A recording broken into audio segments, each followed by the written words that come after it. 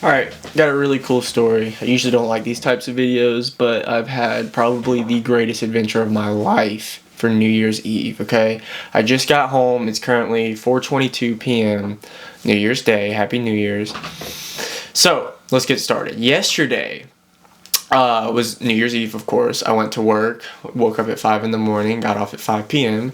My cousin from Mexico is down here on vacation visiting us, and the plan was originally to take him and my little sister out somewhere for New Year's Eve to celebrate, right? So, turns out my little sister ends up bailing. She goes with some of her other friends somewhere else, so then it's just me and my cousin. Okay, so I take him down to Pensacola. You know, we have a pretty fun time over there at one of the like clubs slash bars, and he has a great time. You know, play some good music. We were in there from like 11 p.m. until 2 in the morning, I want to say, and well, maybe like 1:30 ish. So, anyways, after that, we went to Whataburger, which is essential, you know, after you leave somewhere like that to go get something to eat because we're starving. Line was completely packed. We were like, well, we're not gonna wait here. We need to drive back to Daphne anyways, and there's another one over there, so we were going to go to that one.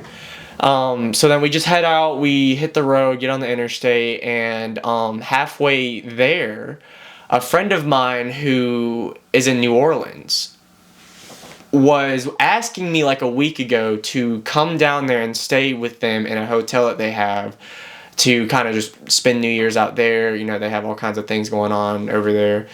And anyways, I had to tell him no because I was like, well, you know, I have my little sister and my cousin. I got to take them. We're going to go do something. So everything was cool, right? It's whatever.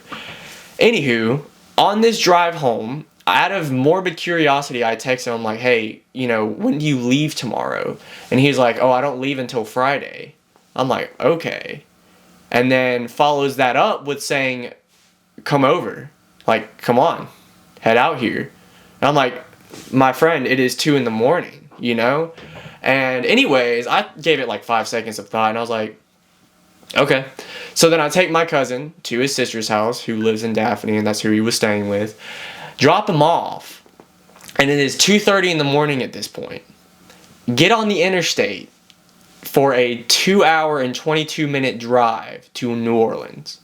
Drive there. Get there at like 5:30 in the morning. Go to sleep. Wake up at like 11 a.m. And the plan was like, okay, now I'm here in New Orleans, which was also a really nice hotel that I was staying in. It was like HW Marriott or something like that.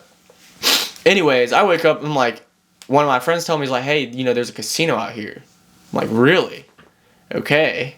And so that was the first thing I did when I woke up. I was like, all right. So, got up, went to Caesar's Palace or just Caesar's, something like that in New Orleans. Went in there with $50 because I was like, well, here's what happened. I had to spend $50 on parking for 10 hours, which was, I think, kind of expensive actually. And so I was like, well, let me make this back. I want to try and make my $50 back and hopefully the gas to cover the trip out here and back. Went in there, walked out with $250, and got straight in my car and drove straight here. And I just got here like 5 minutes ago. So, I had a very eventful New Year's Eve, to say the least. Probably one of the most fun adventures I've ever been on, and I have no idea what instilled inside of me to be like, you know what, yeah, let's drive to New Orleans at 2:30 in the morning, right? Crazy idea. I shouldn't have done it, honestly, because of, you know, the circumstances of it being New Year's Eve and there's a lot of crazy people on the road and stuff like that. But I still did it by myself. Went straight out there, held like 85 the whole time. So, and I didn't see a single cop. Anyways, it was a great time. I'm very, very glad I made it back safely. Thank God, you know, nothing bad happened and I didn't get pulled over, didn't get in a wreck, you know, made it home in one piece. And yeah, I hope everyone else had the same outcome. I hope you all were very safe last night and had a great time. And now we're moving into 2026. I have a lot of stuff planned, and I say this every time almost I fire up this camera and tell you guys something about an update, right? Well, me and my cameraman have been working on something great. I'm very excited to put that out. It's been in development for quite a while.